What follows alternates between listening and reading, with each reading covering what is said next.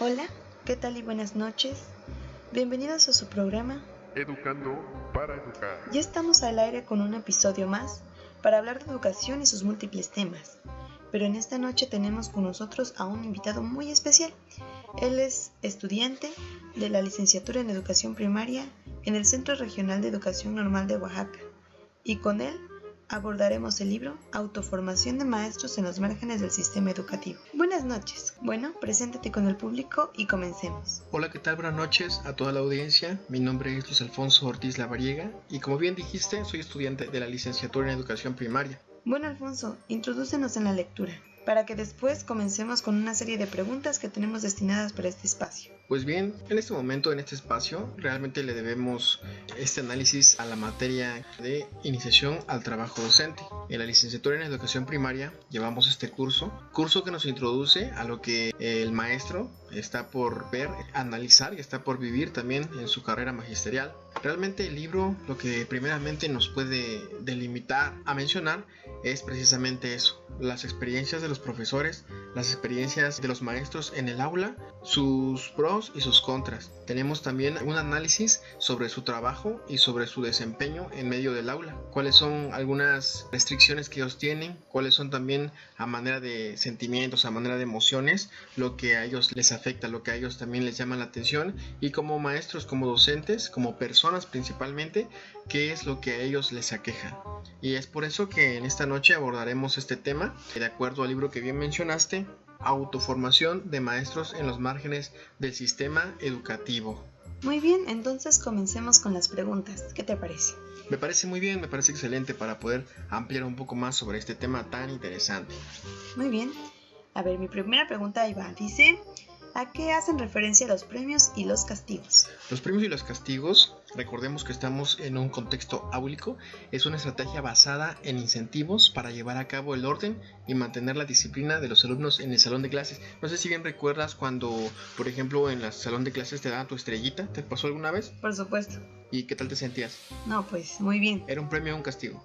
No, pues un premio. ¿Y alguna vez te pasó que te mandaron a la esquina o te dejaron sin recreo? No, porque era una niña aplicada.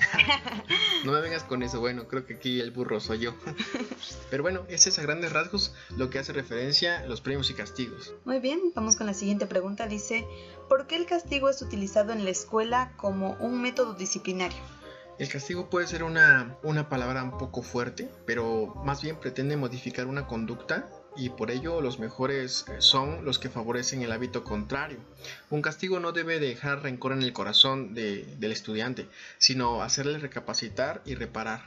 Hace unos años el castigo era lo más usado en el salón de clases, pues de esa manera se mantenía el orden, para obtener a cambio la obediencia de los alumnos. Hoy en día ya no es viable el castigo antiguo porque pues se ha desarrollado una estrategia diferente basada en premios y en castigos precisamente.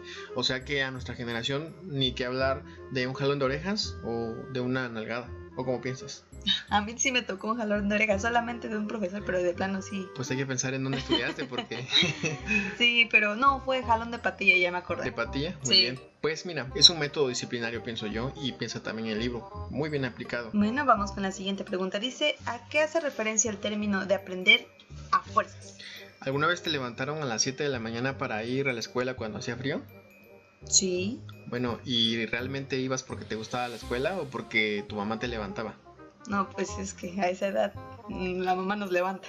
Pues bien, de esa manera se puede entender el aprender a fuerzas. Cuando a ti no te gusta un tema, por ejemplo, lo que los niños más detestan, puede ser un 90% del 100, es la materia de matemáticas. Y realmente esa materia, si pudiéramos saltarla, pues sería mucho mejor para los alumnos, pero el aprender a fuerzas es un método pues tal vez de imposición, de que esa materia es pues elemental y por lo tanto debe de estudiarse, pero realmente los niños aprenden a fuerzas porque no tienen el interés más mínimo en saber de los números o pues en este caso sus implicaciones algunas veces. ¿Te suena parecido ese tema? Por supuesto que sí. Para mí, pues mi materia fuerte sí fueron las matemáticas, pero la historia me dio mucha flojera en algún tiempo. Muy bien. Vamos con la siguiente pregunta, ¿te parece? Me parece bien. Dice, ¿cuáles son las estrategias de sobrevivencia de un alumno ante los castigos? Si te das cuenta, el castigo lo que hace es comenzar a poner en alerta al alumno. De esta manera, las estrategias que ellos comienzan a mostrar, una de ellas es el sometimiento a las relaciones jerárquicas con el maestro, es reconocer que el maestro es la autoridad dentro del salón. Otra es la aceptación, es decir, reconoce realmente cuál es su posición en el aula. Se asocia una disciplina hacia el éxito, es decir, podemos encontrarnos con el típico: si te portas bien, te va a ir bien en la vida. Si haces caso, no te van a regañar. Si estudias, te vas a sacar buenas calificaciones, ¿no? Esa sería como una disciplina con éxito. Hay silenciamiento, es decir, hay orden, porque no hay que confundir la palabra orden o la palabra que hay un júbilo dentro del salón con el desorden también, ¿no? ¿O te parece que el orden es sinónimo de que al mando esté un profesor tirano? No, por supuesto que no. ¿Crees que el orden es bueno? Por supuesto que sí. Pues entonces esa es una estrategia de sobrevivencia que el alumno desarrolla. Sabe bien que el alumno o la fila que esté más callada va a salir primero al recreo o se va a ir con su mamá. Hay también justificación de la presencia del castigo, ¿no? Él reconoce que a través de los castigos se le llama la atención a su mala conducta o también a su falta de interés en la clase. Tenemos también una búsqueda de acercamiento afectivo. ¿Te pasa que cuando tu papá te regaña algunas veces, después de ese regaño, después del llanto y todo lo que quieras, tú te acercas a tu papá cuando después de haberte regañado, tuviste como que esa manera de pensar y decir, ¿sabes qué? Si la regué, y te empezaste a acercar y empezaste a decir, pues sí me regañó, pero lo quiero? Sí, claro. Pues así es el profesor también. Puedes reconocer que te regaña, que te castigó, pero es el que te enseña, es el que te ayuda a aprender, y es una estrategia de sobrevivencia, porque pues estar en un salón de clases realmente no es cualquier cosa para los niños y para el maestro. Por supuesto, sí, en cierto punto también la competencia con los demás compañeros, ¿no? Y todo lo que rodea un salón de clases. Exactamente. Vamos con la siguiente pregunta. ¿Cuáles son algunas de las estrategias utilizadas por los maestros para conservar el orden? Pues mira, aunque no lo queramos ver de esa manera, algunos maestros llegan a los golpes, otros prosiguen a los castigos, otros más tienen como actos verbales con cargas de agresividad, y por consecuente también hay algunos que te amenazan con calificaciones bajas, ¿no? Sí. Podemos recordar al profesor que era muy violento, que siempre andaba con su regla ahí en el salón de clases. Sí, claro. Los castigos, las orejas de burro, la esquina y las calificaciones bajas. Esas son algunas de las estrategias que se utilizaban o que aún son utilizadas por los maestros para conservar el orden. Hay mucho que decir sobre este tema, ¿cierto? Así es. Dicen, la siguiente pregunta, ¿a qué hacen referencia las metáforas del miedo? Las metáforas del miedo vienen siendo más un tema hacia los maestros, aunque también incluye mucho a los niños, pero en el libro se trata de los maestros. Una metáfora del miedo se puede entender como una limitación que tienen los profesores de tomar su papel de formador, donde la flexibilidad que se le pide al profesor por parte de la sociedad pues tiene una influencia dentro del profesor, ¿no? El profesor desarrolla a cierto punto miedo de tener un fallo con los niños o con los profesores. Esa es una metáfora del miedo, es decir, cierto sentimiento que te hace tener una necesidad de no fallar en medio del aula o en medio de tus compañeros de trabajo. Bueno, vamos con la siguiente pregunta. ¿A qué se refiere el miedo a la crítica? El miedo a la crítica no es más que pues una forma de respuesta ante las interacciones con maestros, y no solo con maestros que conocen tu vida laboral, escolar. Más bien la crítica siempre va a ser un miedo a no poder saciar esa necesidad de los demás de verte perfecto. Siempre hay un maestro que quiere que actúes como él, que sigas sus pasos, que enseñes como él, y este miedo a la crítica se puede desarrollar por el profesor al recibir ese tipo de comentarios, el miedo a un comentario malo, el miedo a un señalamiento de tal vez de su manera de dar clases o su manera de sobrellevar también al grupo. Ese es el miedo a la crítica. Muy interesante el tema, la verdad. Considero que ese miedo a la crítica no solamente es dentro del aula o no solamente es dentro de los profesores, ¿no? Nos sucede a muchos en la vida normal, en la vida social, o incluso para tener éxito todos tenemos tal vez esa clase de declives, ¿no? De miedo. Vamos con la siguiente pregunta. Dice, ¿a qué se refiere el miedo a la comunicación? El miedo a la comunicación, bueno, ¿tú has sentido la necesidad de comunicarte con alguien, pero por miedo no lo haces? Sí, ¿alguna vez? Bueno, pues hay profesores dentro del aula y dentro de una escuela que no se comunican con los otros profesores por miedo a ser pues tachados de ignorantes, ¿no? Tachados de pues personas que no saben sobrellevar, como decíamos hace rato, su salón de clases. Muchas veces por eso los profesores prefieren guardarse algunas veces los problemas que ellos tienen y no intercambiar ideas o intercambiar métodos con otros profesores. Ese es el miedo a la comunicación. Un miedo que también resalta por el miedo a ser reprimido, como podríamos verlo en un tema anterior en el libro, es el miedo a no poder expresarse de manera libre. Ese es el miedo también a ser reprimido. Es como una mezcla que no permite que el profesor pueda expresarse de manera libre para poder alcanzar un fin común. Esto debido a que no todos estamos en esa empatía de querer escuchar y de dar un consejo, ¿no? El libro dice que realmente los profesores tienen enemigos y el enemigo más acérrimo o el enemigo más próximo es su propio compañero de trabajo, ¿no? Sí, así es. Pues eso ocurre, te digo, no solamente pues dentro del aula o dentro de los salones, sino que también, ¿no?, ocurre en otros ámbitos de la vida, ¿no? Sobre todo aquellos que queremos destacar o que queremos tener una posición o una vida exitosa, que deseamos un futuro brillante. En alguna ocasión llegamos a sentir este miedo, pero qué interesante que a los profesores se les estudie de esta manera y que el libro trate de estos temas y los enseñen ahora en la licenciatura en educación primaria, en cierto punto a conocer este tema y a lidiar tal vez en un futuro con este problema mediante el estudio previo. Claro que sí, y es de esta manera como dentro de los sentimientos y de las emociones del profesor, en el momento de las acciones, viene a ser como esa limitante, ¿no? Esa manera de no poder sobrellevar las cosas. Hay un tema ahí también que nos menciona sobre el miedo a ser autodidacta, y el miedo a ser autodidacta no es más que cuando un profesor tiene miedo a no poder experimentar o ir más allá del programa de estudios o de una clase tradicional, ¿no? Es como un ejemplo del profesor que no quiere prender una computadora por miedo a que se descomponga, ¿no? Ese es el miedo a ser autodidacta. Ese es uno también de los temas muy interesantes en el libro que menciona el autor. Pues es muy importante el hecho de mencionar también que el profesor como humano, como dijimos, también tiene esos sentimientos y tiene esas acciones que muchas veces los alumnos no vemos, ¿no? Tienes mucha razón. Vamos con la siguiente pregunta, ¿te parece? Dice, ¿a qué hacen referencia los procesos de exclusión e inclusión? Esto se trata un poco más de los niños, pero también de los profesores. En el caso de los niños podemos ver que en el momento de la evaluación se les asigna una ponencia, una calificación.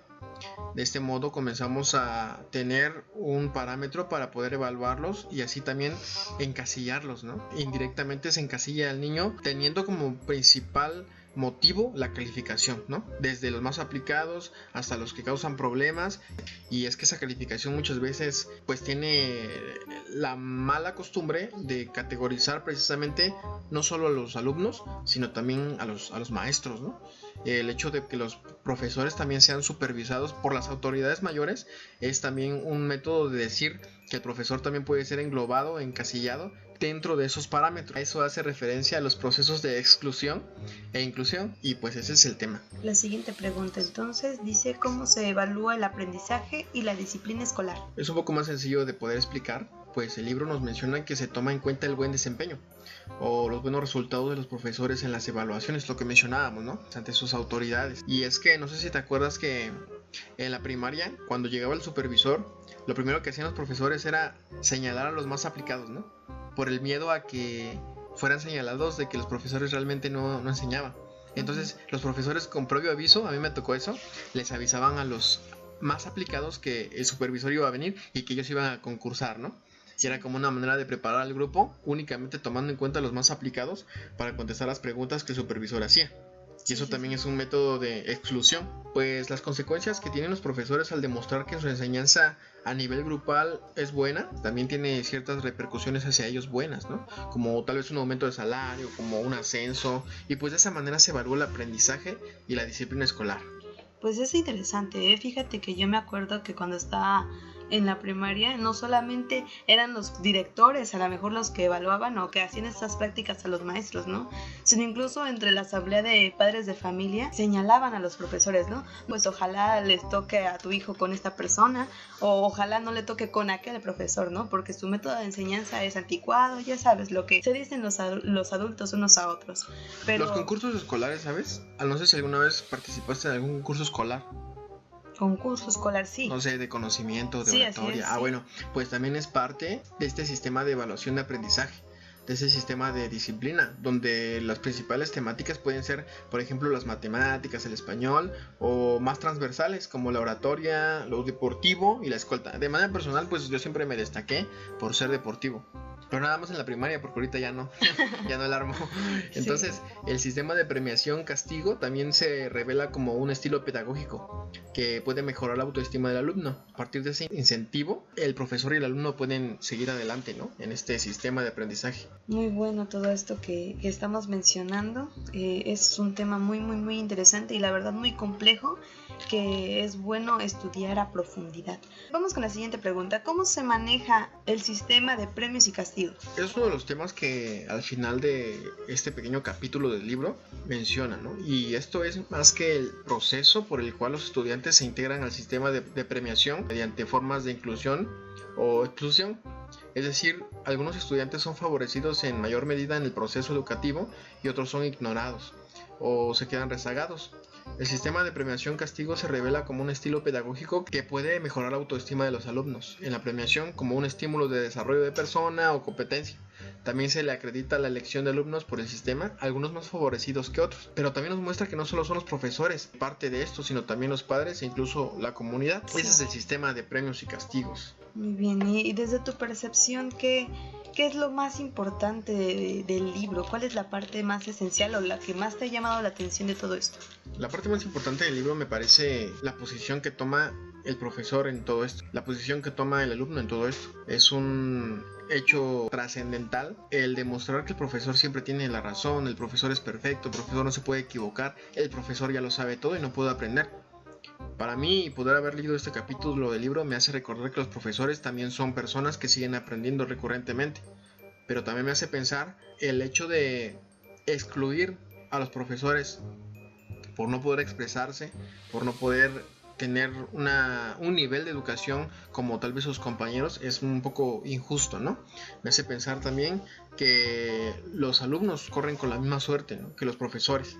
Entonces, estamos hablando de un término humano, el hecho de decir que la educación debe de ser un sistema llano de solamente calificaciones o solamente premios y castigos. Más bien debe ser un sistema que incluya a todos, ¿no?, por igual.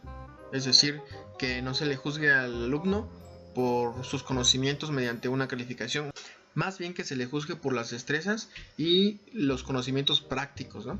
Y al profesor que pueda haber ciertas maneras en las que él pueda seguirse capacitando y sobre todo aprendiendo, sin necesidad de tener alguna burla, o también llamar a la empatía a todos los compañeros de su escuela, con el fin de llevar a cabo un sistema de aprendizaje educativo que, como dice este capítulo, ¿no?, este libro, pueda autoformar a los maestros dentro de un margen de un sistema educativo, para poder tener una experiencia de interacción formativa, es decir, para poderse desenvolver como lo que es un humano enseñando a otros humanos.